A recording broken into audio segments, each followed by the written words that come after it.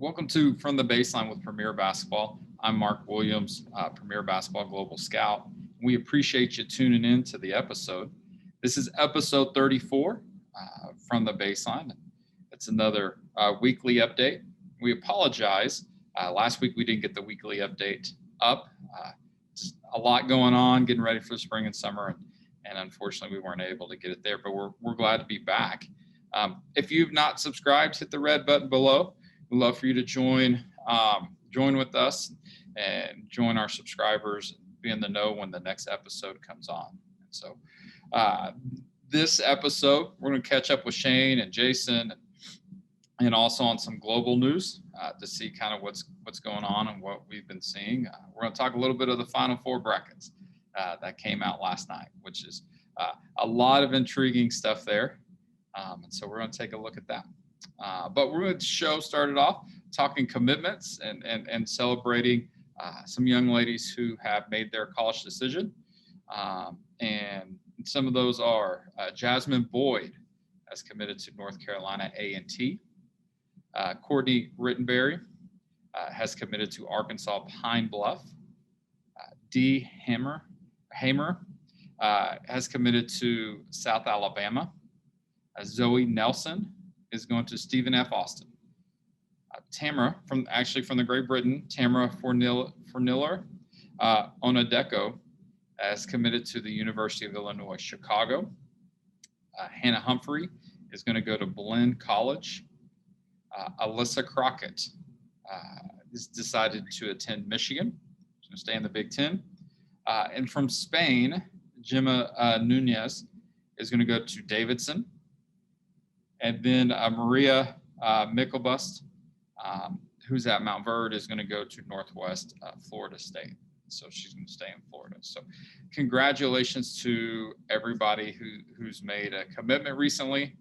We look forward to seeing more come as the spring progresses. And so congratulations to them. We're going to check in with Shane Laflin. His basketball soul blog can be found at premierbasketballreport.com. And so we're going to check in with him and see what's his update for the week. Hey, again, this week's check-in, or actually this is the one maybe for the last couple of weeks we got a little busy running around. Recapping kind of the basketball stuff we've been doing, we went down to the She's Ballin' Showcase, the kind of the unofficial kickoff to club season in Texas. Usually it's the same weekend as the state tournament down in San Antonio. Ray Caldwell runs that. This year, due to rescheduling for the state tournament because of the crazy weather we had for a little while, it was not the same time as the state tournament. They played that the next few days, but went down there. It was a great event, great camaraderie with some good guys, some coaches, and to mention a few names, the young session is always really fun to get in and kind of see the fresh faces who are ready for the spring, maybe coming off what is a shorter middle school season in Texas, and it looks like we even had some players come from other states as well. So it was well attended, very good job, good mentorship by Ray and the people that he has come in there and explain their experience and share some things. So talking about some players just off the top of my head that caught my eye: Bella Fleming, Melania Jordan, L.A. Sneed, who I think is a surprise to nobody, Gabriella Mundy, and Izzy Palmer. There are a few of the young ones that caught my eye. Pay special attention to the growth of Bella Fleming. She's gonna end up being pretty good, I think. And I'm not a young player like super projector or hyper, but I just like the growth I've seen. She's been in the gym, the poise. She's got some things to her. So that may be somebody that not everybody knows about just yet. So you give her time to grow, give her time to play, but want to commend those players. The older session, there's a player I think that's been on some coaches' radars and has done some development and even physical growth. Haley Adams did a really good job. She's just one of those utility forwards that can do a lot of things for you, stretch the floor, understands angles defensively. Talked to her a little bit after the camp was over about her soccer background and just the things that she carried over, and as she played both sports for a while. Asia Proctor really caught my eye with a rise on her jumper. She's got some serious bunnies. And then Bailey Maupin, I think, is is due to last summer not being out and about and all over the place. I think that maybe she's a name that's not, a household name necessarily, or what can happen with social media or whatever. But I think this summer is really going to be a big summer for her. Had a good time catching some conference tournament games last week. It's always really enjoyable when in the background of doing some work you can have some basketball on, which we've been kind of lucky all year due to different COVID protocols and stuff. We've had those Wednesday, Thursday matinee games sometimes just due to rescheduling or the ability to have them all streamed. So conference tournaments were fun. Congratulations to the conference tournament winners, the people who got the automatic bids, and then now you've got maybe those teams on the bubble that are a little nervous, waiting for a little over an hour from now that I'm recording this for the selection show on ESPN. So we'll be checking that out here 6 p.m. Central, and then the show that I think goes on ESPN News or ESPNU after that to kind of analyze the bracket. So we're all looking forward to that. This particular weekend, we came off the Premier Basketball Practice Weekend, which was some fun time to offer some open courts there at the Mansfield Fieldhouse to a few teams. We had limited slots that could get in there. A lot of the Team Lex teams came in and practiced, including Joey's team, which was going to be fun, and then the Tar Heels got together. The majority of them coming off a state championship run, so they kept it loose, did some walkthrough stuff, and brought in their new players, kind of got them used to things, and they all enjoy, when the gear gets handed out for the year or whatever. So it was good to be in with them. Higher Goals came in early Sunday morning, energetic. This is after even the clocks got changed back, which is, not really all of our favorite time to get that spring forward clock. But, man, it hit 8 a.m. practice, and they were energetic. Their coaches were ready, and they got right after it and had a practice plan, had a routine. You can just tell those players are used to it. So very well run, well-disciplined program.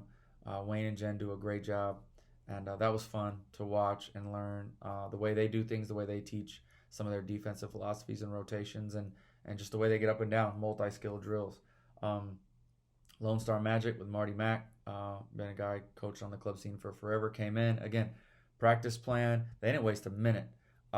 Came out. They have a routine to start to get warm. They get right into some full court drills. They slow it down. They get their heart rate up a little bit. Then they shoot free throws. They go into some competitive stuff. They started walking through their offenses. I mean, boom, boom, boom, boom, boom. And you can tell the players are used to that routine because they listen. They pick up on things. They switch from one drill to the next really well. So very impressive. And then we ended the weekend with True Texas Hoops with Kim Loomis Crabtree. I encourage coaches at events this year, go pick her brain about how she teaches shooting. Was able to talk with her a little bit, see some of the demonstration of what they do, how they build the routine, how they build the rhythm. Kim could play. She absolutely could play. I know she could still shoot it. I verified that with her, a couple parents, and her daughter. They said there's no question she can still shoot it. She's built a nice program. And again, the practice plan was fantastic. And they came in. They're dressed alike. They listen. Their eyes are on her when she's talking and with her coaches when they're talking. And then again, they just build into everything. And it's all application. They do things. They get up, multi-skill drills, full court, passing, moving, cutting, spacing. But nothing was ever just like a single skill drill. It's all game applicable and getting the players up and down. So you're conditioning, you're getting their legs under, you're getting the movements underneath them. Really impressive.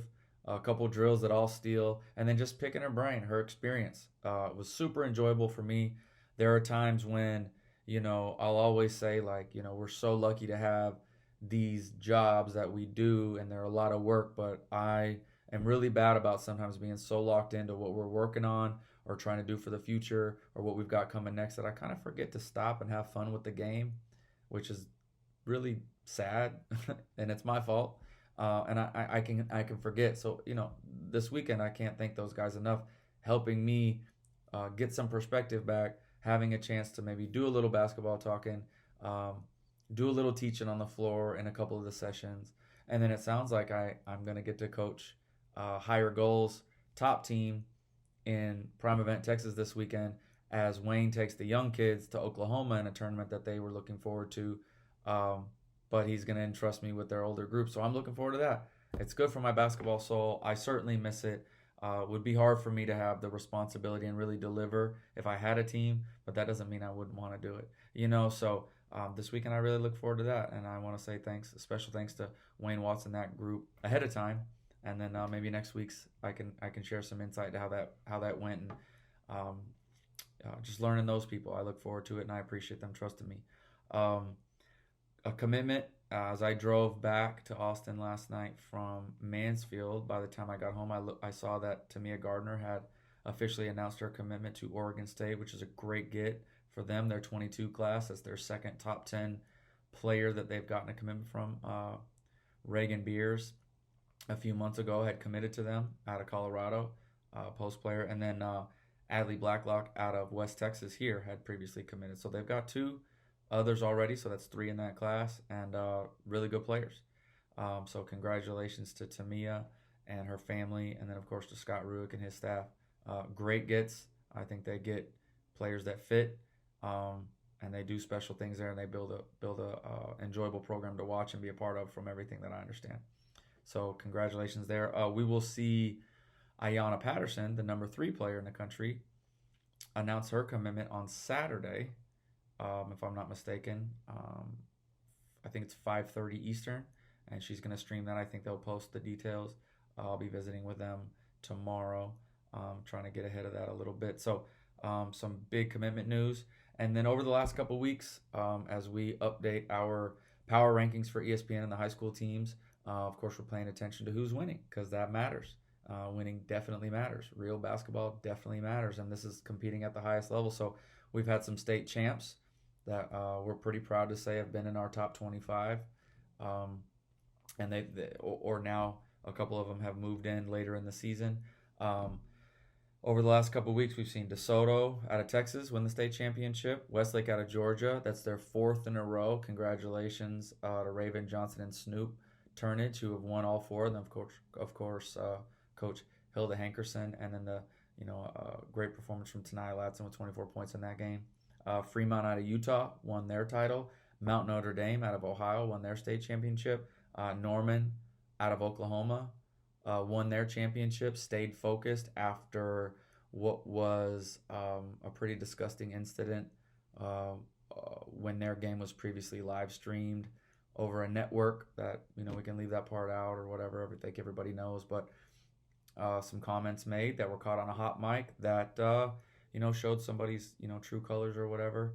And that part aside, like I said, just shameful and disgusting. But what was most impressive was how quickly they regrouped after something that could have really distracted them, but they still achieved their goal, which is to me the most important sign of their strength and their character and kind of what they did.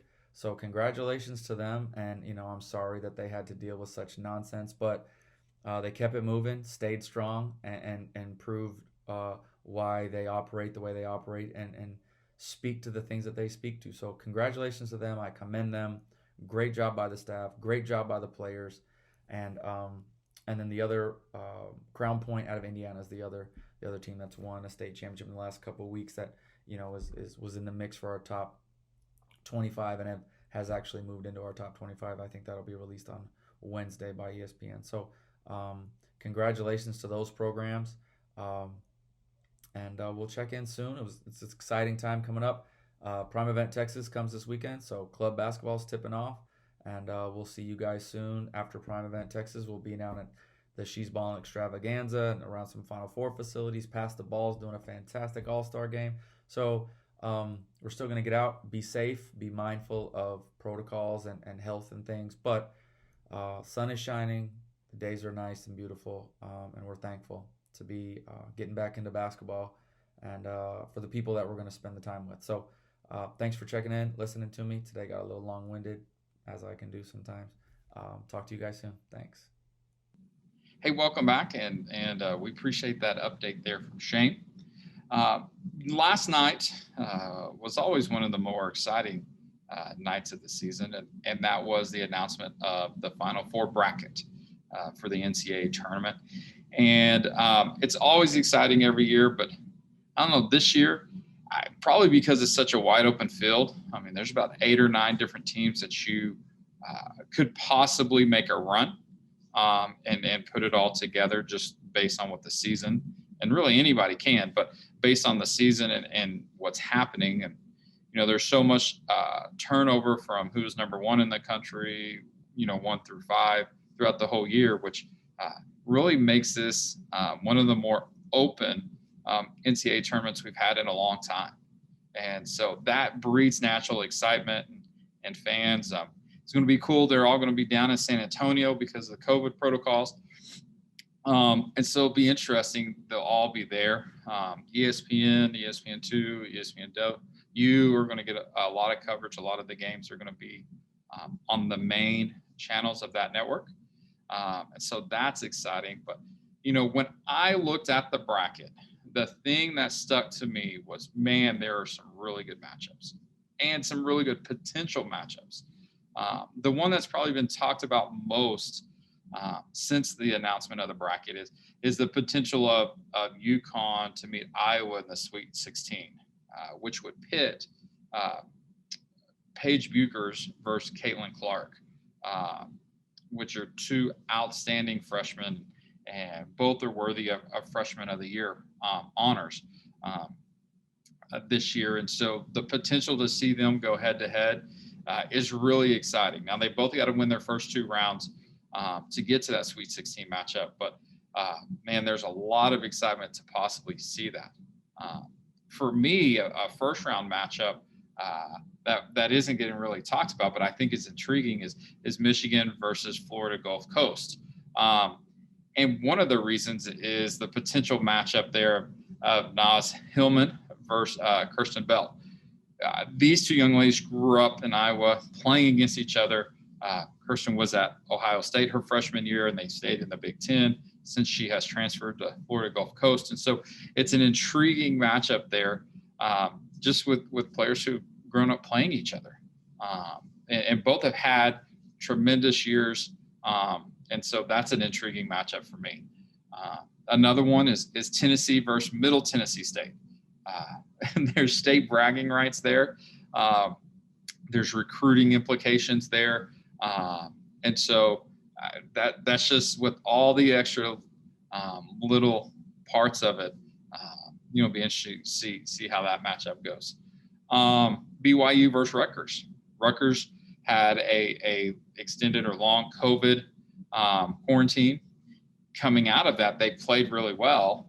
And then they're going against BYU, who had that heartbreaking loss there at the buzzer to Gonzaga in the West Coast Conference finals. And so Shayla Gonzalez going against Diamond Johnson.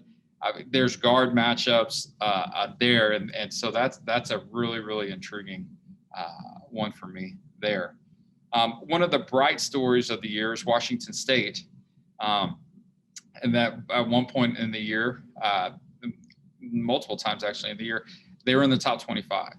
A big part of their resurgence and success this year is freshman Charlie Legger Walker. And just her leading the Pac-12 in scoring.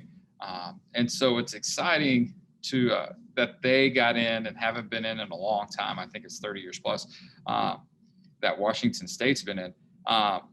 But it's going to be excited to see her on that big stage and against South Florida, who many thought weren't an 8 seed and should have been seated a little bit lower. But Jose and his staff does a great job there with them. And so that's an intriguing matchup there on that one for me. Alabama versus North Carolina. Alabama hasn't been to the tournament in a long time. And Coach Curry and her staff has done a good job and turning that program around and getting them in the NCAA tournament. But, a little intriguing part from a Texas side is you got Myra Gordon going against Deja Kelly. Myra's at Alabama, Deja's at UNC. And so little Texas bragging rights and old friends and opponents kind of going against each other on the big stage. So that's an interesting one there. I think a potential upset in the first round, and there's going to be a couple, but, when I looked at it and I saw that Oregon versus South Dakota State matchup, I just went, that's a little dangerous one for the Pac-12 Oregon. South Dakota State, led by upperclassmen. They play an open style. They shoot it. They play fast against an Oregon, which has star power, but they've kind of been up and down with some young ones getting a lot of minutes. And so that was one that it just kind of caught my eye, and I was like, that could be an upset there. And so it'd be intriguing to see that matchup there.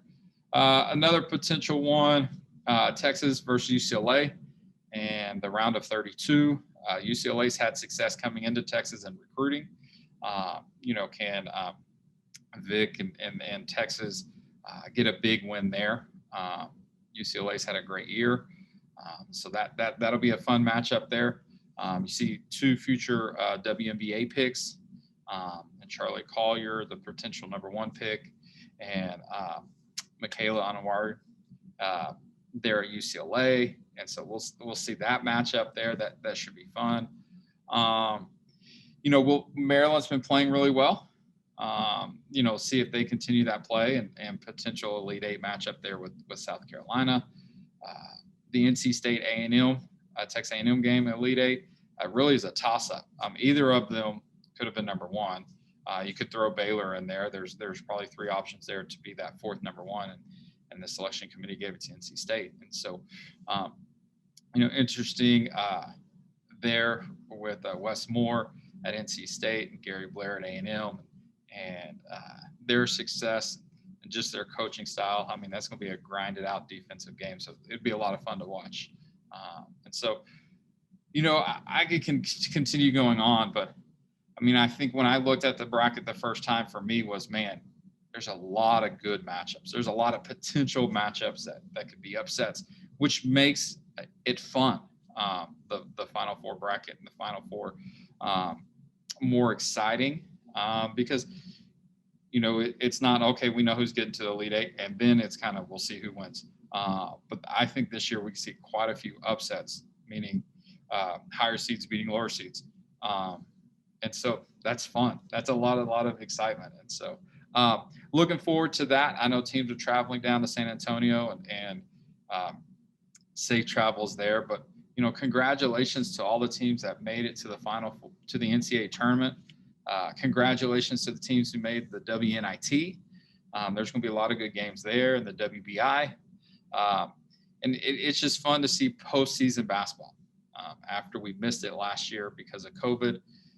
This year, getting postseason basketball with those tournaments is really exciting. And so congratulations to all those teams participating, getting some more practice in for their season and games, and safe travels to everybody as they go. So, hey, let's check in with Jason. It's been a busy week down in Texas. They crowned the state tournament champions, and so let's check in with him. So we'll be back after this. Well, good afternoon, everybody, and welcome to this week's edition of From the Baseline. I want to talk a little bit about the week that was and then the week that will be coming up. In Texas, we had the UIL State Championships. DeSoto with a huge win against Cy Creek in the game of the year leading up to the championship. DeSoto with a dominant defensive performance. Shout out to Andrea Robinson and Katie Creel, and what a great job they did. Cedar Park with a really good victory over Frisco Liberty. Canyon in a great game. Last minute, couple possession game. Canyon gets number 20 over Hardin Jefferson. 20 state championships is a lot of state championships. Brownfield over Fairfield. Another really tight game that came down the end. Brownfield made a couple more shots. Then Lod Penn and Dodge City both within the lower classifications with the upsets. I was able to go to Conference USA throughout the week. Really underrated league, I think. Really deep. A lot of really good teams. The championship, Middle Tennessee edged Rice. Again, came down to the last couple of possessions. A lot of adjustments made there, and especially in the fourth quarter, back and forth. Great game to watch from a coaching perspective. I encourage you high school kids to watch as many college games as you can during your downtime with the tournament coming up this week, obviously, but at any time. You can really learn a lot just watching. Obviously, we had the practice this weekend. Shout out to Marty Mack and Lone Star Magic, Wayne Watts and his crew at HG Elite.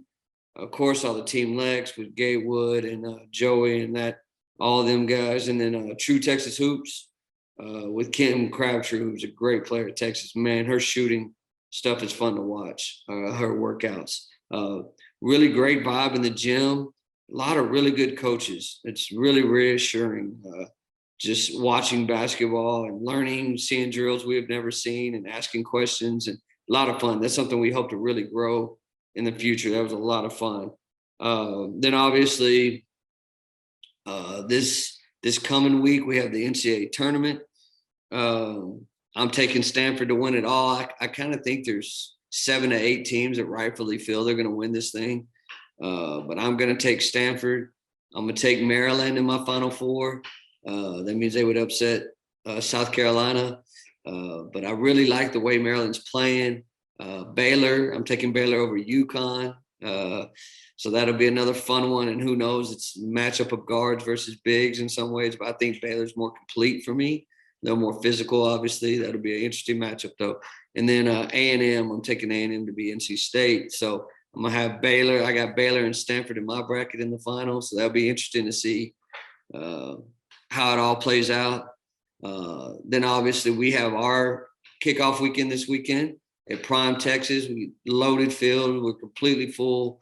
It's going to be a really good opening weekend of coming through COVID. You could tell that people are really ready to play. It's going to be a big summer. So really looking forward to it.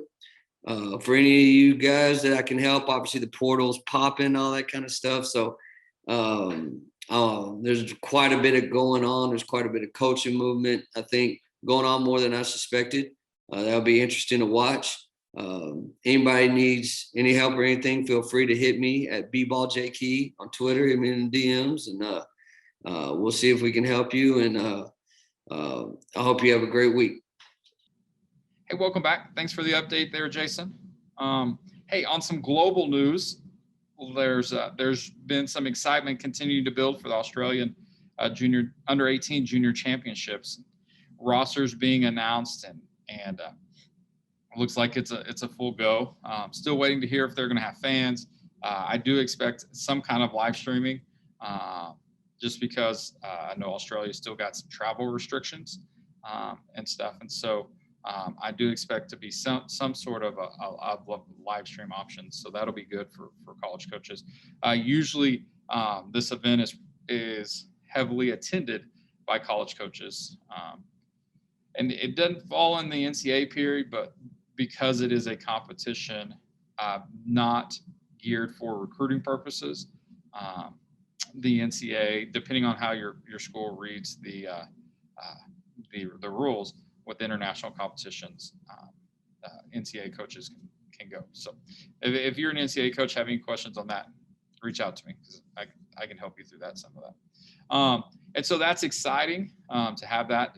It was missed last year due to COVID, but it's exciting that it's going to be back. I'm hearing words that the under 20s may get moved to May.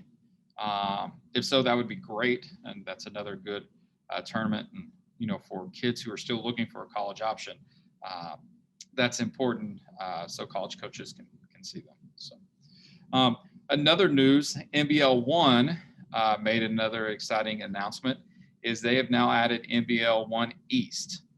And really what that has done is that has now, there's an NBL 1 league throughout Australia, with the West and the North and the South. And so NBL 1 East is replacing the Waterway League there in New South Wales. Now they're going to play it this year, but that's going to happen next year in 2022. They're going to add East, and it's exciting. Really, from a recruiting standpoint, you're going to get to see top prospects from Australia playing against pros, semi-pros, a high-level competition that's higher. It's not the WNBL, but it's higher than the Big V or youth leagues that they've been playing. And so that's really exciting news. And the NBL 1 league for this year will start in mid-April. And so we'll be getting out rosters and stuff to PBR subscribers. Rosters for the under 18s should be sent out to PBR global and international subscribers within the week. Still waiting on a couple I need to get, but that should be going out. So exciting news there out of Australia. And you probably saw under 19 World Cup teams were announced. Africa was able to play a qualifying tournament. And so Egypt and Mali qualified out of Africa, but all the other regions out of Americas, Europe, Asia, they took, depending on how many teams come out of each, they took the highest ranked teams. And so, which is based on the youth rankings. And so, for some teams that had a better year, that's a bummer because they had a chance to qualify. And so, but we're looking forward to the under 19s. There, it's August 7th through the 15th, and in Hungary. And so we know FIBA will live stream those. We're still waiting to hear on the NCAA on if the recruiting dead period will open up for the summer. There's a lot of talk about that. And so we'll see, but the under 19s will happen, and not sure if they'll have fans, but that's exciting. So that's really it in global news and stuff. And so we appreciate you tuning in. Once again, if you have not hit subscribe, hit subscribe. Be in the know when the next episode comes. Support what we're doing there. Leave a comment. If there's something you like about the show, or there's a matchup that you like in the Final Four, hey, leave a comment. Let's interact in the comment section. And so, but we appreciate you tuning in. We appreciate you hopping on and watching. And so, for Premier Basketball, I'm Mark Williams, and we're coming to you from the baseline.